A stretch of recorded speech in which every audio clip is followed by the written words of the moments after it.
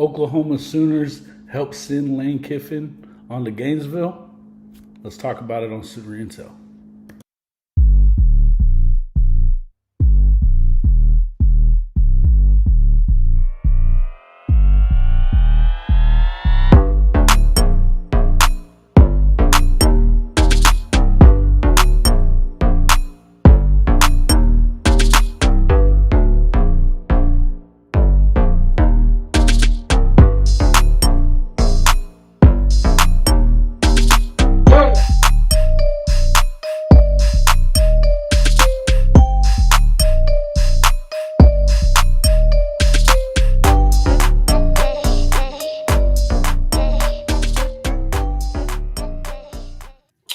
What's up, everybody? It's your host, Chris with a K, Horns Down Podcast.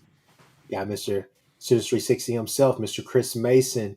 We are going live tonight without our third partner in crime, our third wheel, our guy, Jason. He is at the, I think, Mustang game right now watching Jaden O'Neal. So, against Bixby, who's like annihilating everyone. Yeah, so we shall see how that goes. I'm sure Jason will have a very lively commentary in the text. But people, we are here to talk about your team 131, your Oklahoma Sooners against the Ole Miss Rebels that are coming to town on Saturday. Chris Mason, I may say I'm really excited about this game. I definitely have some comments and I definitely have some takes to make tonight. So I'll give the mic to you for a sec, but I just want you to know we're going to talk some football real quick before we get to kind of our what happened last week and our picks, and then kind of get to our predictions as well. But man, I'm telling you, Chris Mason, I feel pretty damn good about our chances this weekend. So I'll get into that here in a second. But as you guys are coming in, it looks like Jason said it's a weather delay. But as you guys are coming in, definitely comment, like, subscribe, do all those things on each channel. The Horns Down Podcast, the Hall of Fame College Football Podcast with Jason and the coach, and, of course, Mr. Sooners360 himself. Go over there and subscribe to the Patreon he has as well. It's only $2, people. You're not going to get any fluff. You're going to get real recruiting news, and you can go from there. So, with that being said, Chris Mason, Ole Miss comes to town. We don't have to really talk about the Lane Kiffin comments. Who really cares about that? It's really going to boil down to the X's and O's and who can really who can take care of the football, who can control that line of scrimmage. It's going to be an SEC game this weekend. What are your thoughts about Ole Miss coming to town, about the game in general, and just anything that you have to add to it? Well, I guess the trying to weigh this game is kind of difficult for me from two perspectives, Chris. I know you're going to hit us with some X's and O's, and obviously I think just from a stats standpoint, the two best sides of the ball are playing each other, and the two sides of the ball that have the biggest weaknesses are playing each other. So OU's defense being the best group, Ole Miss's offense being the second best group, although Craig, I'm having a hard time to decide which Ole Miss we're going to get. Are we going to get the Ole Miss team that couldn't put away a very bad Washington State team at home, Mm-hmm. or are we going to get the Ole Miss that was able to score 5 drives in a row on Georgia? I'm just talking about their offense at this point, because to me that's really the test, because we have a framework for how OU home games against good competition are going at this point, right? And Auburn, despite losing all these games, is a good team with really good NFL talent. I mean, they don't have NFL talent at quarterback, but they're loaded with NFL players elsewhere. Guys will play on Sunday. So I kind of have in my mind, Chris, that after the Michigan game and the Auburn game, that OU's sort of in like a 24-13 mode, playing teams in that sort of area, right? Mm-hmm. At home. That's sort of how OU's going to win games this year. In sort of a 24-17, 24-13, something along those modes. That 24 points from the offense, and the defense is going to hold teams below sort of the 20 mark, and that's sort of how I thought OU would win most of their home games this year. based upon what we've seen so far. So I don't know what to do with Ole Miss, right? They struggled to put points on LSU, and they struggled to put points on Washington State, who had both those games at home. So they, on the road, they put a number of points on Georgia, and they got into a massive shootout with Arkansas. So defensively, they don't seem very reliable. And let's just call it what it was. They melted down in the fourth quarter in Athens, and Georgia just basically shoved them around, got a couple of stops on defense. So Chris, it's the two. I think I know what OU is for the most part. I have a fairly decent idea of what I think OU will do and how OU wins games. The South Carolina game fit that mode a little bit as well. It was a road game. We found a little bit more on offense, and I think South Carolina's offensive line is so bad that our defense just feasted, and that's sort of the way that went. So I just don't know what to do with the two Ole Misses. So that's where I'm having a hard time breaking down this game.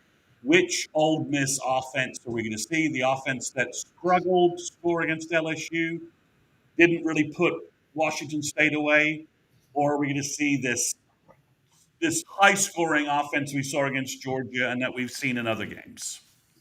All right. So Sooner Cherry Bear, he says Ole Miss doesn't have a defense, and we do. They have an offense. OU has a decent offense, and the rain will be a big factor in this game. So I think that this will be a low-scoring game, and I'm going 14-7. OU takes it. So I agree with you pretty much like 80% of that. I think there's 20% where I disagree with you, Cherry Bear, simply because I think that what you guys, what a lot of OU fans have to realize is that yes, OU is not necessarily doing things that you like, but they're doing things that they like. And I think the thing is that in the South Carolina game, I think that it's some people are still leaving there griping and a little bit bitter simply because they think that the offense could be a lot more explosive. Well, I say this right here. OU, one, has not peaked. Two, John Mateer still getting healthy and all the rest of that. I'll give you all of that. But three, I think at the same time, what you saw last week should give everybody in here a lot of optimism simply because it's not that they just responded. It's that they went and cleaned up and they came out and they showed out. I thought Arbuckle called a great game last week. It all made sense. Just move the ball down the field. Look, Chris Mason will tell you, yes, we want the deep shot. Yes, we want this. But I think Chris Mason will also say, yeah, I'm fine with what they're doing because they're moving the ball and it makes sense. And plus, on top of that, we're giving the defense a lot of time to rest. So the whole thing is that we're playing complementary football, and this is right before our eyes, but we are so used to these high-octane offenses accompanied by subpar defenses or defense that are good enough to get there, but not good enough to win, if that makes sense. So, I'm not trying to down your comment, but I'm just saying that that's something to look out for. As far as Ole Miss's defense, I mean, pretty much is kind of the same position that Texas, when you come into the game against Texas. Pete Golding, we all know, if you guys watched my channel and you watched me talk on SEC Connect or any other place with Ty and all of them, you guys know that I've always said Pete Golding, you never know what's going to happen. He could play his safety at nose tackle, and then he could play his actual nose tackle at safety. So, I mean, he could come out there in a 2-4-5, something like that, whatever he's going to do. I mean, this guy had Will Anderson dropping back in coverage and trying to play like Perkins is down there at LSU in a star position. That's just not what you're supposed to do. So, with that being said, the biggest thing is that, you know, I think that the defense is what it is. I think that you have a lot of opportunities out there. I think it was said well today. Whenever you look at Eichert and Lehman, what they were saying, if the pocket holds up, if your offensive line is able to hold up, players will come open. They will make themselves available. And that rings true. I think on the other side of the ball, this is what I say here, okay? sometimes when I watch their offense, they kind of look like us a little bit. The only difference that I would say is that they want to try to force it. They're aggressive with trying to take those deep balls. We don't have to worry about those double moves and be ready for that. But really, you just take away the underneath. It's not necessarily the intermediary game that kills you. It's just how they do it. I mean, Daquan Wright, the tight end that they have, he's a weapon. He is very fluid. He not the he's more of like a Kyle Pitts type. I mean, maybe like a poor man's version of like Kyle Pitts or so. It's not really out there trying to block, not really trying to do out that, but he gets open and he's running a lot of skinny posts, a lot of inside routes. They will do a lot of different things as far as with their motion. Chris Mason, they'll run some crossers underneath to get your eyes going everywhere else and try to single him out to try to get him an individual battle to win. And so you just have to be able to pick your battles. But I think Kendall Daniels, um, um, Reggie Powers, guys like that playing cheetah, I think they'll be able to pick that up very well. Um, One thing that I can say, a common nucleus that I've seen with this offense that they have is that yeah, they can go up and down the field. The issue that I have is simply this right here. They haven't they haven't seen a defensive line like this. They haven't all year. He's not seen a lot of pressure. People are getting stoned. People are not being able to get there. So it's one of those things where he's on the same page or same level of athleticism as a Arch Manning. He's a guy that no, I don't think that he would kill you in a 40-yard dash. I don't think that he's a guy that's going to take it home, house it from 60 yards out, 50 yards out, hell, even 40. But he's a guy that's quick, and if you do not have good contain, he can get outside of the pocket and he can make some things happen down the field. But at the same time, I think that there are plenty of opportunities to make him very uncomfortable and take away some of those pictures. And that's what's going to be so interesting about this matchup with the defense, our defense against their offense, is that a lot of those routes that they want, I get it. Okay. Maybe the sideline passes with the double moves and all the rest of that stuff. Maybe that's the Achilles heel for us. But when it comes to some of that stuff that's going over the middle, different things like that, I'm interested to see how does he react whenever he gets a different picture after snap. Because we know that's what Brent Venables is really, really, great at. So it's going to be one of those things. Can you get pressure? Can you contain? And then can you pick up those underneath routes, those crossers, those little, because they're literally they will run crossers with the tight end, their slot, and you won't even really catch it because you're playing a zone, all the rest of that. So I think that when I turn on the tape against Arkansas, when I turn on the tape um, against Washington State, what I see is that if you're able to, it's not necessarily matching them, being a race car, being NASCAR, anything like that. What it mostly boils down to, Chris Mason, is just getting stops. It's just getting them off the field. They can get frustrated. They can slow down. Make this a game to where they have to really think it out, meaning that you force Lane Kiffin to think it out. And people, one last thing that I would say before I pass it back to Chris Mason, simply this right here. I do believe that the team that they had last year was way more talented than what they have this year. I think that the team last year would beat this team probably by 2 touchdowns if they had to play. I know that we're talking about last year, but at the same time, we went to Ole Miss with a really good defense and a bad offense, and we still put on a show in that first half. We just ran out of gas. So I'm eager to see what's going to happen here, especially with the weather, especially with all the different things that are coming into this game. But I think this is the game that plays in our hands. We're at home. We get them at home. I think Material's going to be healthy. I think now what you got to look out for is what's going on with Derek Simmons. Is he going to play? Looks like he's doubtful. Looks like he's probably not. Obviously, Chris Mason shaking his head. So we go with Howland, right? He's probable. So whole thing is you have to get good play from Howland, which he's been solid pretty much most of the year. I think pass pro and all the rest of that stuff has been fine, but you have to find that run game once again and make them be honest and make them pay whenever they try to do the whole 6-up thing or they try to drop 8 or whatever they're going to do. Because it's Pete Golding. And that's the thing. You never know what the hell Pete Golding is going to do. 4th and Golding. That's all I can say. Go ahead, Chris Mason.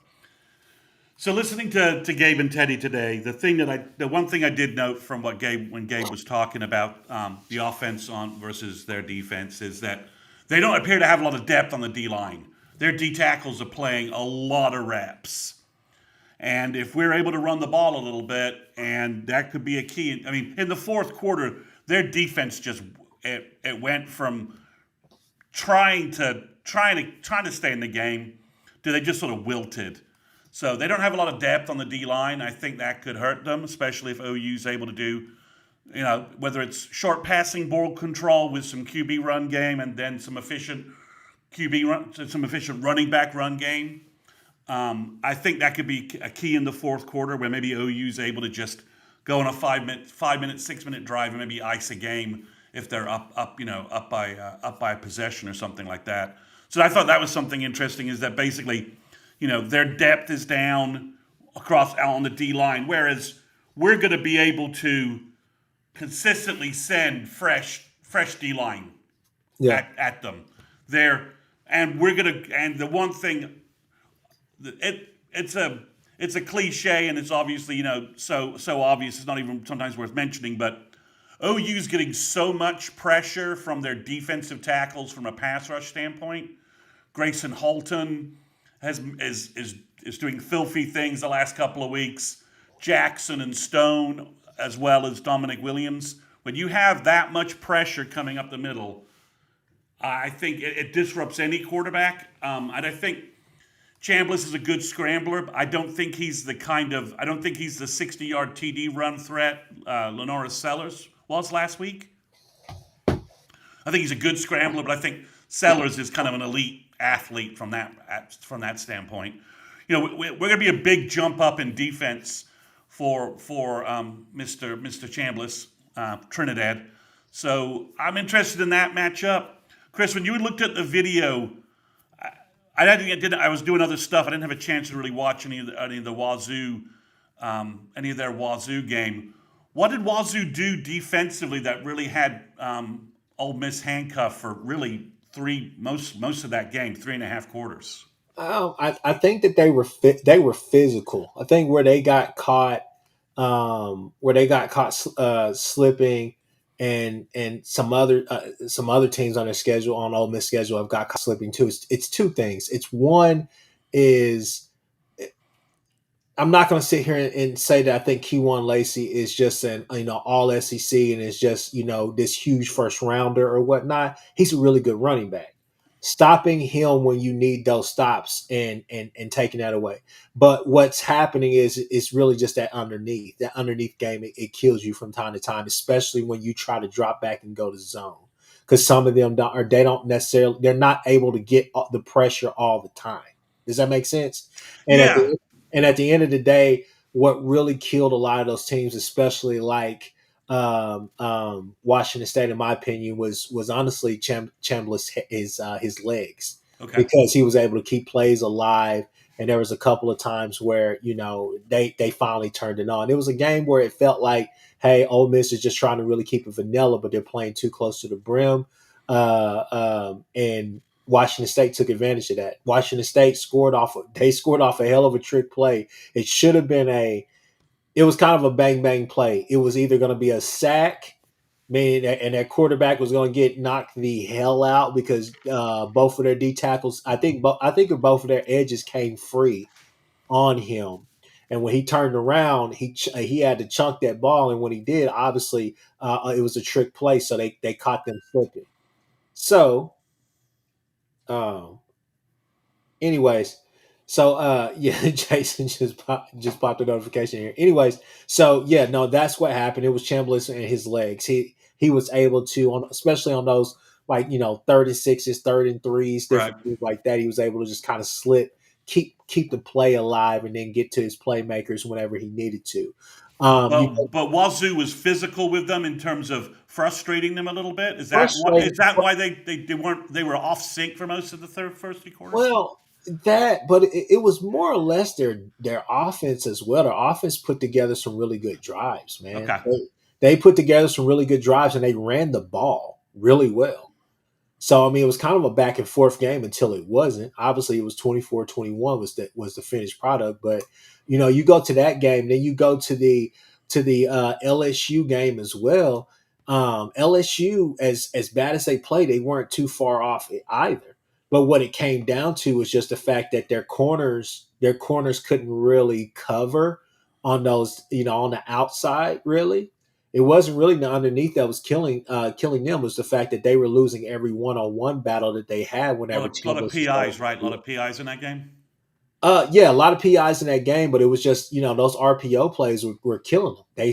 They sunk in, and then all of a sudden it just when it turns to that one-on-one battle, you're just they have good position and some bang bang plays, but it was just a simple fact that they lost more one-on-one battles on the outside on the perimeter than they did than they won. So I think that's what kind of gets you in trouble, and so that's a thing where you say, I think Peyton Bowen will be fine, but RSJ, Boganowski, guys like that, you say, hey, I know you want to make the big play. I know you can make the big hit, but I need you to be disciplined, right? Especially RSJ, because that's something that he struggled with last year, especially in the Tennessee game, if memory serves me correct. Just jumping into some of these comments real quick. Rob says it comes down to the team's weakness versus weakness. Whose weakness is worse? And that's Ole Miss defense, 31-17. Then let's see. Sooner Cherry Bear, he comes back. He says Ole Miss couldn't really get a stop versus Georgia. Also, there might be turnovers because of the rain, and we know when OU has their total defense, we can stop the run and stop an offense, but the rain. So let's see. Just jumping back over here. I said this. I'm not even gonna show that. Not even gonna do that. So I don't trust the SEC refs in this game. I really don't. No, I don't think it's gonna be a game that comes down to it. The James refs, Trice. the refs seem to be screwing everybody in the SEC Oh yeah. equally. Uh, Equally. James Trice, he comes in here. He says they'll target Kobe in coverage with RPOs. Yeah, I think they will. I mean, I think the thing is that when you play zone, you need to be able to trust that your zone is going to be able to do what they need to do. And I think that's what Kendall Daniels has helped us with this year. It's kind of solidifying that, kind of helping that, amplifying that as much as possible. So that will be interesting to see. I mean, it's going to be a bit of an interesting matchup. I think they will have a little bit of success. That we're not going to get pressure every single time, but then again, we could, Chris Mason. We very well may get pressure each time, kind of like we did in the South Carolina game. I think I was talking to Jason before we jumped on here, and like I told him, I was like, if you go back to that South Carolina game, it was a combination of things. It was physicality, and then here's a clear play of what I'm going to say. If you go back to that Marcus Strong play when he got that safety, Yeah. that was more technique than even him just being, a 300-pound, 6'4", 5+ guy. That was a lot of technique. They were going one way, he was going the other. He beat them with technique. He went up, he went north, and then he went east, west, or whatever, whichever direction you want to say he went. He went there very quickly. He turned up, he went and got the guy on the ground in the end zone and got the safety. So I think it's one of those things where it's going to be interesting to see with these twists, these stunts, hell, just beating them straight up. It's going to be interesting to see what they do to try to counter that D line. And I think the thing is that, for me, even with the comments that Kiffin made, when I watch their offense, I think that they're really good at what they do, and I think that they get people. Kiffin's an offensive guru, let's just be honest. But at the same time, when I watch the offense, I'm not going, ooh, I'm not going, ah. I'm saying, oh, that makes sense. Oh, that's a good play. Oh, yeah, that's a really good play.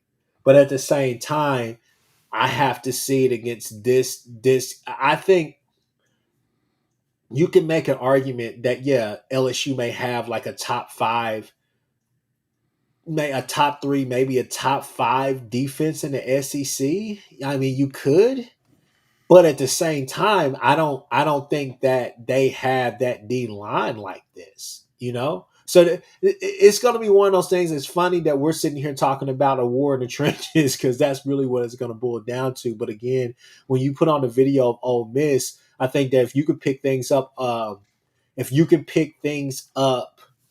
um, underneath, and you could take away some of the things they want to do, because it's not like they're the Patriots where they're sending Daquan Wright on seam routes the whole time, like Grunk would run a whole bunch, right? They'll do that from time to time with him. I mean, they love to go with, it's not necessarily even a tight formation. Sometimes it looks like it's four wide, and they'll motion one of their wide receivers back over to the other side, kind of get an unbalanced look right there. And then they have that guy one-on-one. They isolate whoever's on Daquan, and then they get him upfield, whether he's running kind of an out, he's running a corner route, he's running a skinny post. I mean, he will run a seam. He will do just about everything, but those are the matchups that they try to key on, and that's what they try to do with a lot of their motions. They're motioning those guys out, knowing that he's probably going to get the ball, Daquan, if he has a favorable matchup. Yeah, I mean, it looks to me like the defense. Our defense is going to do what it's going to do, right? And Kiffin's going to do what he wants to do, and it'll be a back and forth matchup. They'll make some plays. What our defense does in terms of forcing field goals instead of touchdowns. That'll be big. That'll be big on Saturday. It'll be the best offense we've seen, I think, from a statistic standpoint and maybe skill standpoint, at least in terms of how, from an offensive coordinator, what they actually do perspective, right? I mean, I don't think they have. I mean, they don't have better receivers than Auburn, right? But they have a better quarterback, and Kiffin, Kiffin versus Hugh Freeze. I mean, Kiffin having to tell Hugh Freeze that OU had stole their signs was one of the hysterical part of that press conference. Like, oh yeah, I told Freeze after the game they know your signs. So from that perspective, it's to me, it's really where this game really comes down to is OU's offensive line, OU's ability to run the ball, Mateer's ability to distribute the ball to playmakers, and can OU put up that 24-point sort of average that they've been getting at home against good squads. I mean, I don't think the Ole Miss defense is anywhere near as good as Auburn's or anywhere near as good as Michigan's. At least statistically, the stats don't bear that out. And OU was able to really get 3-4 good drives, touchdowns against both of those teams, and get to that 24-point range. So if OU could stretch that out a little bit and do it earlier, and put even more pressure on Ole Miss's offense to have to try and keep up and not fall behind by a couple of scores, I think OU's defense could get a turnover, and this thing could snowball out of Ole Miss's out of the direction Ole Miss wants to go. But because you saw what happened in South Carolina after they fell down by 17. It was just over. I mean, the OU was already dominating them, and then the offense put more points on the board, and that was just it. It was finished. So I don't think anybody wants to be in a position where they're in Norman being down something like 24-10 in the fourth quarter. I don't think that's a place anybody wants to be. Ole Miss's best thing is to stay in it early, stay within a possession, and until the fourth quarter, and then try and make some magic happen. You just have to find a consistent rhythm early in this game, and that's going to be the difference. Your defense is going to give you a lot of opportunities to go out there and seize control of this game. You have to have that killer instinct and try to put this game away as early as possible and put doubt in their mind. Let a lot of things start creeping in. I feel confident about the matchup. It's just to be honest with you, just all the podcasts that I've listened to this week, all the different things that I've just kind of tuned into as far as national and just like local media and just local podcasts. What I would say, honestly, to me, the X factor really boils down to the matchup on the other side, which is Golding versus Arbuckle. Yeah, So yeah, I, yeah. I, I'd agree with you. I Yeah, think that's where that will tell us what's going to happen, because the whole thing is that at times, Ole Miss's defense can look lights out, but also on the other hand, there are times where they can be very anemic. They can be they they can will get gashed. They can get yeah, they gashed. will get gashed an awful lot, and they will play on the back of their heels opposed to trying to going forward, right? So that's something that you definitely have to, um, um, realize. So it's one of those things where it's a coin toss. What Pete Golding? There's times where Pete Golding comes in and he calls a terrific game, and then there are times where he comes in there and you're sitting there thinking to yourself, why is it so effing hard, right? Like it feels like the game plan is just so overcomplicated, right? So those are things that you have to be on the lookout for. So again, I think that this is a favorable matchup for our guys. I think what it boils down to is execution in two critical areas, which is for me, for the offense. Obviously, we could talk turnovers, we can talk this or whatever. I think it's find a consistent rhythm in the run game, right? Whether it's 3 yards, 4 yards, whatever. Keep us in no short distance plays. When they do bring those six up, or when they do show the blitz and all the rest of that stuff, handle it accordingly. But at the same time, what you did against Carolina last week, you should be able to build upon that this week, not just in the run game, but in the passing game as well. It made sense and it looked good, right? It was crisp, it was concise, it was precise, and it was on target, and you scored a bunch of points off of that.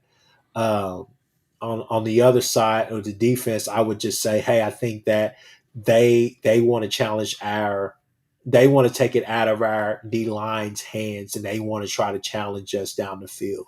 So the whole thing is make them play, and I make them pay, and I think that you will have opportunities. Their defense is a defense that will give you all the opportunities in the world to beat them. You have to go out there and do it.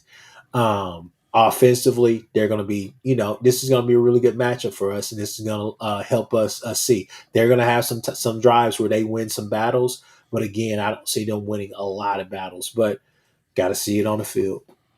I think the one other variable is that when I was watching their game against Georgia, they were gassed in the fourth quarter. They were just out of it. They were just out of energy. Georgia was just kind of running over them. Chris, I think this second road game in a week after such a big game, and they expended everything. I think in that Georgia game. They threw the kitchen sink at Georgia to get those 5 TDs on the board. And I just wonder maybe that they don't have, OU, while OU sort of cruised in South Carolina, we did our usual job of playing like 25 guys on defense. Georgia only played like 15 guys against them. So they're going to be hit with I just wonder how much Ole Miss has in the tank. Yeah, that's the whole thing. Put doubt in their mind, make them have to make decisions, make Lane have to stop worried about signal stealing or whatever, and have to figure out, do I need to play Simmons or do I need to stay with Chambliss, right? So I mean, there's you, like I said, just finding a consistent rhythm early on. That's usually whenever we look our best. Yeah, yeah. And so, again, I've told people this on and off screen. I think that the worst game you played happened 2 weeks ago. No need to talk about that. I think that it's really only up from there. I think that we've seen this team play really good football before and now. So the whole thing is that you have to find consistency. My biggest goal right now for this team, if I had a short term goal, Chris Mason, that we needed to meet, win these next 2 games, get to the bye week. What have I been saying? What I say about the first bye week? You got to go into the bye week undefeated. It's important. It is super important. It is one of the biggest morale boosters for a college athlete when they know, hey, we're winning Everything feels good. The atmosphere is really good around here. I get to go home. I get to kind of, feel rejuvenated in whatever I'm doing to get myself, back just to me. I know I need to focus in once I go back, but I'm telling you, it's just what it does for the spirits for everybody. Knowing you're going into a bye week, you're not having to worry about crazy practices and the coaches trying to do this and having to learn all these new things. It's one of those things where it just feels really good. So again, short term goal right now is to get to the bye week. We'll worry about Bama and everybody else later, but you got to go and take care of business this weekend. You win this game right here, like we said, you won the South Carolina game. You win this game right here. You're smack dab back in the middle of all the conversations as far as playoffs and everything else that can come. And then, And you would have gotten the key if you're able to continue winning. You also have a key tiebreaker over Ole Miss. Exactly. So that because I don't think they're gonna. They potentially they may if OU beats them on Saturday.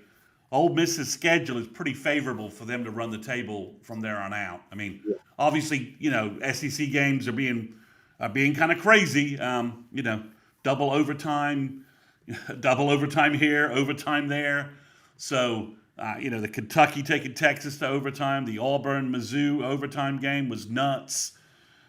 So you can't bank on anything anywhere in SEC play this year, but. If you could win this game, you get a key tiebreaker, both from SEC standings and from the college football playoff committee.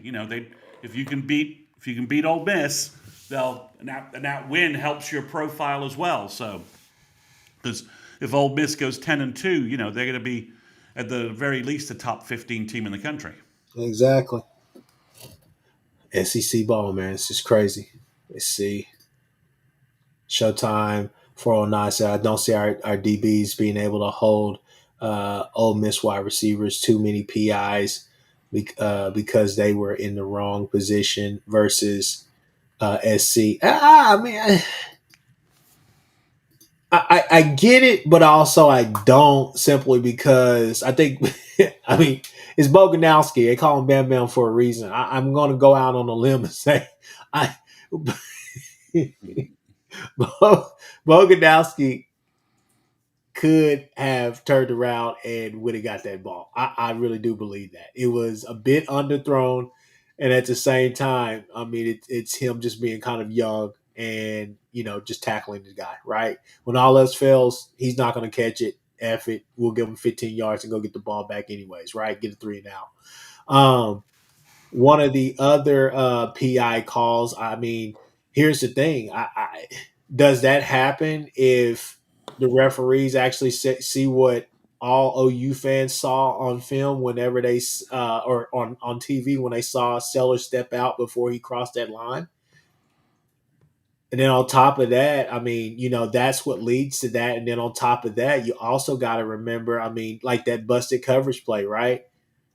False start, hold, a lot of different things that were happening back there before we even got there. So, I mean, it's kind of bang, bang plays. Obviously, they benefited from that stuff. But at the same time, I mean, you got to also think about what led to that, what happened before that, what's going on, So, obviously, yeah, maybe we should just be even more disciplined, this and that. But, I mean, let's just be real. Like, we're not a perfect team. I don't think there really is a perfect team out there. I think a lot of teams are still flawed. Ohio State is as good as they look. I mean, here's the thing. Big Ten is soft as hell this year. I mean, it's not really that good. It's really top heavy this year. SEC, Yeah. I mean, SEC is like 1 through. There's like 8, 9 teams that could, that, and even some of the teams like LSU, if they went out, they still make the playoffs. So yeah, I mean, it's nearly Halloween, and we have 8 SEC teams, 9 SEC teams with 1 loss or less. I mean, it's crazy from that perspective in terms of the balance of play. I mean, SEC standings are they're just crazy. Yeah. And it's going to be like that every week. I feel like every week we walk in there. Scott Walker says we'll be ready. I feel like every week that we come here to talk, we're saying the same thing. think It is. There are 8 teams. There are 9 teams with 8 teams with 1 loss or less yeah, in SEC play, yeah.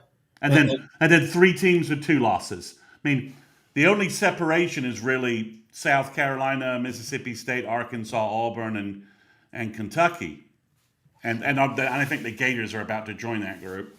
But other than that, you've got 10 teams, all who have it. I mean, the Tennessee Volunteers could win out. I don't think they will, but they could, and they could be in. They could be in it.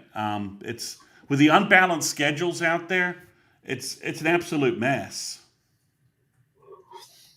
Yeah, no, and like I was saying, I think that we come in every week, and I think every podcast is saying the same thing. This is the most important game for Yeah. OU, and it'll be that way until the season finishes. Well, we're on a playoff. We're on like a 5-game playoff eliminator, right? Yeah. I mean, just every week it's gonna be, we're gonna be in that. We're gonna be in that set. We're gonna be in that setup. We got to win this game. Hey, James Thrice says Kentucky's really separated from the group, headed south and separated. Well, I just can't believe I look back at that box score and I'm like, how in the hell did they lose to Texas? How did Texas roll out such a freaking turd? And it was just amazing. I mean, I've never seen a box score look like that. And with you being able to say, no, the other team did win. How? Yeah. So I'll be interested to see what they do against Coach Levy in Stark Vegas this week. Jimmy Satterfield says, should Jacoby Johnson get more playing time? Just earn his way on the field. I think that when he's been out there, he's been pretty good. So yeah, I think with it looks like Gentry's out, not long term, just this week. So yeah, there are reps for Jacoby Johnson to seize in practice this week. Yeah. We all think he's got the physical skills, and we all know that wide receiver idiocy last year screwed him up. So, yeah, he's got a chance to make some plays and get on the field. So, Scott Walker, he says, there's not anybody we can't beat, and on the other hand, we could lose them all. Hey, man. Scott, come on, man. Don't be Sooners Cowboys tonight. Where's Sooners Cowboys? I'm not missing them. Where's Sooners Cowboys? This is insane. We on a podcast, and Sooner Cowboys isn't in here right now. Talking all kinds of doom shit. Yeah, I mean, he's right that there are all of these teams that we're facing the next 5 weeks, including Ole Miss.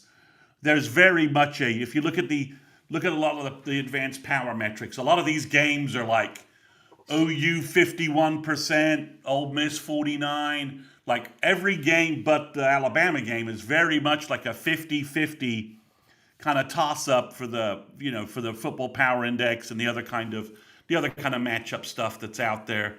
The other kind of advanced power metrics kind of looks. We have a little bit of a gap with Missouri, but the LSU game's 50-50. And Sooner Cowboy shows up. It's like Candyman. You said his name 3 times, Chris. It says like, yeah. Sooner Cowboys. Ah, there he is. Damn it. Well, at least he doesn't have bees and a pitchfork on his hand, I hope. So anyway. He may. But yeah, I think it's. Yeah, it is. I mean, this is where we are. Everyone's like, I know Jason did a show where he was asking if the South Carolina game meant, a short Brent of another year. And I'm like, we got 6 more, we've got more games to figure out. And if he beats Ole Miss and we go, and if he beats Ole Miss, 7-1 looks pretty damn sweet. Yeah. With 2 more home games left against 2 teams that appear to be that are very flawed and are running on fumes. I mean, LSU could be in complete disarray by the time they get to Norman, and I think Missouri's about to get exposed in the back half of their schedule. So it's going to be interesting, but it's one game at a time. Only have to worry about Ole Miss on a Saturday.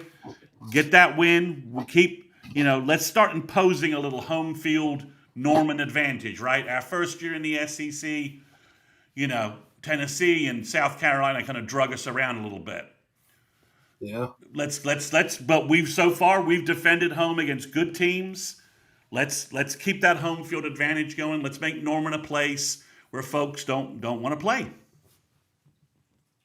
All right. All right. Let's go ahead and transition into it. Let's get to our picks, people. Okay. So leading rusher. Looks like you guys picked Blaylock. I picked X Rod. Something about that. Can you put them up? Oh, I did. It's there. They just disappeared. There you go. All right. So yeah, I got X Rod. Do we want any quick review from last week, or not worried about that? No, I don't think Jason made that. So we can just go into this week. All right. So again, we got Blaylock. You guys got Blaylock. I got X Rob. I think that probably Blaylock does get more opportunities, but I think X Rob could have a couple of long runs. He's starting to look like himself, in my opinion. I think last week was really good. I was really, really happy about that long run. He could do the Trey Sermon fourth quarter closer role. I could see that in a rainy day. I could see you make a tired Ole Miss defense have to tackle X Rob a bunch. Yeah. Tackling a 235-pound back in the fourth quarter when you haven't been subbed out much. You could definitely win out with some fourth quarter Trey Sermon like runs from X Rob. That's a definite possibility. All right. So you guys got Giovanni Gibson. I got Satania. I think Satania is a safe pick. Why did you pick Gibson? I just think there's a breakout game coming. So I'm gambling it. I'm kind of gambling that this weekend, maybe Mateer, maybe a healthier Mateer, maybe you go deep. Ole Miss is like, okay, we're going to try and shut down OU's resurgent or new running game, and you hit Gibson on some deep one-on-one passes where he out muscles a smaller DB and makes a big play. No, I could see it. I could definitely see it, man. I think he's he's superhuman, man. He's got a chance. I'm eager to see him like next year, but right now, I love it, and I think that he stepped in a big way. And he's still at the level to me where Keontae Lewis is right now, and I think there's another gear that he can get to. So yeah, I'll give you that. Will the Sooners pass for 300 yards? I'd say no, but I think it's because I think the defense is going to put us in really good positions to have really good field position and everything. So I'm excited about that. Yeah, I think maybe some short fields, maybe a Satania return or two, or maybe just we're stoning them and getting good field position, and maybe the running game in the fourth quarter kind of takes over and ices this game, and that's why I think it'll be very, very close to 300, but I think OU won't necessarily need that much passing yardage. All right. Will Sooners have a 100-yard rusher? Yeah, I think Blaylock is going to break a big one for a touchdown early in the game. Set the tone. Okay, that's a bold pick. That's a bold pick, Chris Mason. I like it.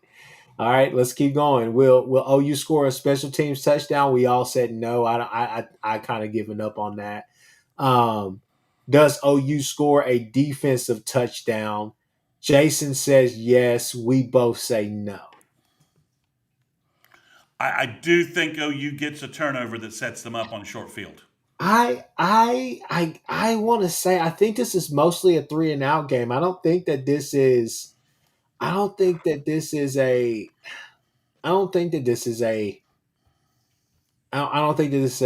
turnover happy game. He where he likes to put the ball, where he likes to place the ball. If he's not throwing it deep, some of the places that he likes to place the ball are more on the inside, more over across the middle. So there are opportunities for a lot of big plays to be made. And we've seen OU, Brent Venables' defenses be very opportunistic when allowed to be. We just have to go and execute. I think that this defense, you already know, scheme-wise, BV is going to put you around the ball to go make a play. You just have to go make it. And I think that's the reason why I think that's the underlying issue with the turnover problem is that we've been there more times than not. And we've read plays very well. We just haven't been able to execute. Does that make sense? Yeah, I mean, I think, if you see turnover wise, I could see Kendall Daniels kind of getting that huge wingspan of his, maybe getting his hand on a ball from Chambliss, who's a little shorter, maybe misses him and he gets a hand on a ball, it deflects, and maybe somebody like Peyton Bowen gets a ricochet interception, something like that. But I do think maybe OU gets an interception or a fumble, quarterback strip sack, something like that sets them up with good field position for a quick score. Then we got, does OU have an offensive play over 50 yards? I think we both said no. Jason said yes. Until I see one, it's hard to say that we're going to have one. I think we get a couple of 40-yard plays. How about that? Okay. Said, and you know what? I think it'd be interesting to see what Canic does. This is a game where Canic could really help us in this game as well. Does OU hold Ole Miss under 300 yards? You said no. Jason said yes. I said no mistakenly when I made this pick because I didn't necessarily read that for whatever reason. I'm going to actually change mine to yes. I'm changing it on the spreadsheet for you, all right? Okay. I think an official change. I would say yes, they do. I think that they hold them somewhere around like 250 or 250, 275, something like that. I think it could be somewhere in the area of 300, but I don't think it would be 300. So the only reason I said that is I think there are garbage yards that push them over the top. All right. Like it's very close, but after the games, I just think there'll be some. I think they'll get some yardage in the fourth quarter. That is more, OU's winning it. It's taking them. OU's winning the time of the clock game, yards clock kind of situation, something like that. All right. Defensive MVP, Jason picked Peyton Bowen. I picked Taylor Wine, and you picked R. Mason Thomas. I think that I would keep it with us on the D line. I think our edges are going to be big on this. I can see them coming in, kind of pinching, doing some things, kind of like what Texas did in the middle, trying to kind of beat us on the back end. Lacey's a good back. Like I said, I'm not going to say he's Superman, but he's a really good back. And he can make you pay if you allow him. But this is a game where I think that we can make it hard on them and force them into obvious passing situations more often than not. And I think that starts with the defensive line. And I just like the way Wine is playing. I think that he's playing so technically sound, but it's just the fact that, just like with a lot of players on this team, especially on the defensive side of the ball, the athleticism is something that's kind of it's second nature to them. It's first nature to them, however you want to say, however the saying goes. But at the end of the day, I think that the technique and all the rest of that stuff is allowing our guys to really win battles. So I'm really interested to see how do they counter that. That's something that has been overshadowed by the Florida talk, by the signal stealing, talk or whatnot. Nobody's talked about this defensive line being able to go out there and potentially controlling that line of scrimmage and making it very hard for him and being in his face an awful lot. So, because that's one thing that I haven't heard has happened to him a lot, which is he's been sacked a whole bunch. You get what I'm saying? So yeah. I haven't really heard that a lot. So how do they counter that? You can't sit there and say, yeah, our offensive line is going to sit there and be able to manhandle and do this and do that. There hasn't been one offensive line this year that said, yeah, we got it on with OU, in my opinion. So I just stick there with that. Offensive MVP. One thing on R. Mason Thomas, why I chose him. Go ahead. Fourth quarter, OU may need a drive, kill, and play from the defense, right? And fourth quarter, we all know that's R. Mason Thomas's time. So maybe he comes through with that, those killer sacks like he is known for. So okay, third and long, fourth and long, whatever, they're trying to stay in the game, and R. Mason gets a critical sack that basically gives OU the ball. Okay. So offensive MVP, you got Jason picked Giovanni Gibson. I picked Mateer. You picked Blaylock. I think Mateer gets it done this week. I think that the healthier he gets, the better he's going to play. Obviously, so I think we get to see the Mateer that we all saw early in the season this year. I think that he gets it done on the ground too a bit. Michigan Mateer. Yeah. Okay.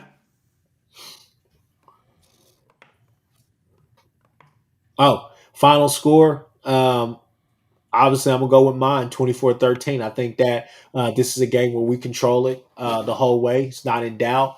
Maybe they score early. I think we get up early, and I think that we go from there. I think this is a game where we don't necessarily have to sweat it out, but we do put it on the defense to kind of send us home.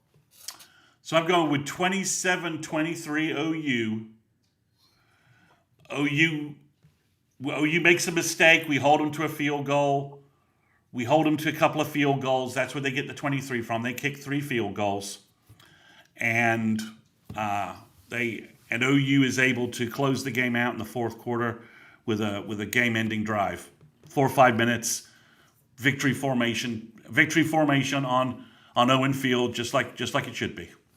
I'll take it. All right, people, we're gonna keep this going really quick so we can get up out of here.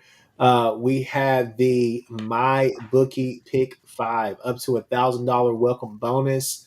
Definitely go out there and check it out. You see that link right there. Click that link, Jason's link, to be able to go and enter that deal.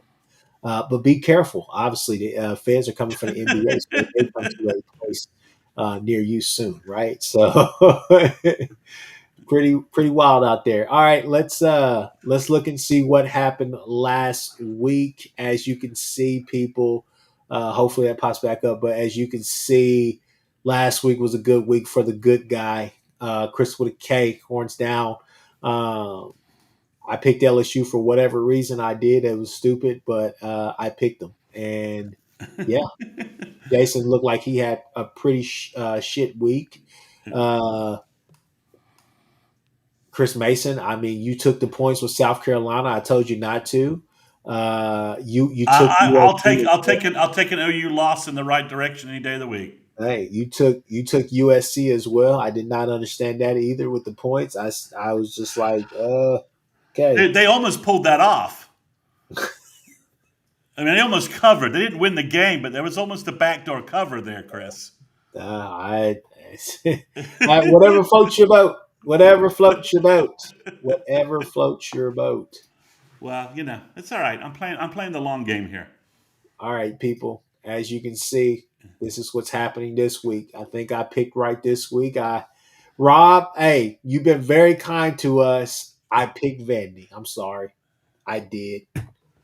It's at Vandy. I don't think that you guys are running on fumes or anything like that. I think that Vandy's just playing really good football. They're in a zone right now, so we shall see.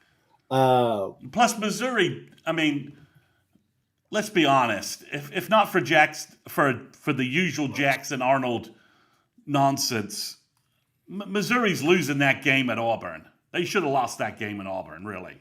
Yeah. I mean, so that's all right. So. Hey, real sidebar real quick. No, Jason's got this wrong. I did the thing again. I picked Ole Miss to cover. Oh, I got you. Ole Miss to cover. That's why the score is 27-23, because I needed OU to win, but Ole Miss to cover. I got you. So yeah, Ugg says Chris sounds like Lincoln. We are so close. People, I got to tell y'all a sidebar real quick. I was at my job or whatnot. I met a guy earlier this week. You guys will not you guys are gonna go crazy when you figure out where he's from. I'll tell you, Muleshoe. I said, really? That's a real place? He said, yeah, I'm from Muleshoe, Texas. I said, oh, that's wild. He said, Lincoln's family, they just so nice, so this. I said, do they know that he made me drop my Chipotle bowl whenever he bolted to USC and left us in the dirt? That mother. I'm gonna leave it there. All right, let's get back to it. So okay, so you took Ole Miss with the points. I took Oklahoma. Uh, Missouri at Vanderbilt. I picked Vandy. We all picked Vandy. We all picked LSU. Are you taking the points or are you picking them outright? Well, it's only 2.5, so I guess I'm. Trust me, picking Brian Kelly to win anything is against my general belief system. But I just think A&M's been kind of doing this high wire walk all season. You know, the Notre Dame dropped PAT, the shootout with Arkansas, the rock fight with Auburn. It's a night game, right? So I think it's just that's why I'm going with LSU. I don't really want to pick them, but it just seems like A&M maybe. A&M's magic string, I think, is over. All right. What USF at Memphis? This will be a game I think a lot of people should pay attention to or will pay attention to, but we took USF. It's a playoff deciding. It's a playoff spot deciding game. I'm gonna be honest with you. I think USF rolls into Memphis and beats them by 30. I'm gonna be honest with you. I'm just gonna lay it out there. Well, Memphis got their ass handed to them last week by UAB or the week before? Oh, let's see. With Chris Mortensen's son taking over for the Bucks Ravens quarterback. That blowhard. Yeah, it took over for him. So yeah, I think Memphis is they're at home, but I think USF too physical, too much of a running game, and gets it done. It was hard finding 5 games this week, by the way, Chris. Oh yeah, without going to some weird, some silly SEC matchups because there's just not that. I mean, OU, Ole Miss, and LSU A&M are really the only, ranked, and Vandy, Missouri. Those 3 games in the SEC are the only ranked games in the matrix this week. All right. We got BYU at Iowa State. I just picked Iowa State. I mean, that's there. I think Campbell's going to get it done. This will be a game that kind of put them back in that conversation now that the Big 12 has finally begun to cannibalize itself. So I think that Iowa State gets back in there. You picked the same thing as me. I think we're on the same page as that. Whatever Jason is doing with BYU, we will let him do that. So this is the week Jason could pick up a point or two. But other than that, you and I are pretty much in lockstep. So. All right. So transition back to us. Hit a couple comments real quick. So rain defense and run game OU 20-10 ride Sooners. I've seen some other people put 28-17 Scott Walker. He's back. He's back. He's alive, folks. He's with us. No, he was never against us. I'll see some other scores get dropped in here, which I can go back and find those. But still, people, look, we talked about it. I think we talked about it really in depth as far as kind of what we see, what the film shows. Jimmy Satterfield's 30-24 OU. That's kind of where I'm at a little bit. We'll see. If they can hold if you guys are right and they can hold Ole Miss into the 13-point range, I think that's a huge statement moving forward what OU has left on their schedule. Oh, no, that's a huge statement. I think that swings a lot of things. But I think what it boils down to, honestly, it really is Arbuckle versus Golding. Arbuckle versus Golding. Obviously, there's some intricate details that are in there as well as far as our DBs being able to play really good pass coverage, right? especially on all those RPOs whenever they're able to pull it. But it's going to be interesting as well to see, can their offensive line hold up against this defensive line at only on the road, right? Yeah. So that's going to be the interesting thing. I don't think that my expectation is for them not to come down here and make this a game to where we have to be NASCAR and we have to get up and down where it's 35-35 there. I think that, at the end of the day, yes, we got beat, right? So Texas fans, laugh, do whatever you need to do.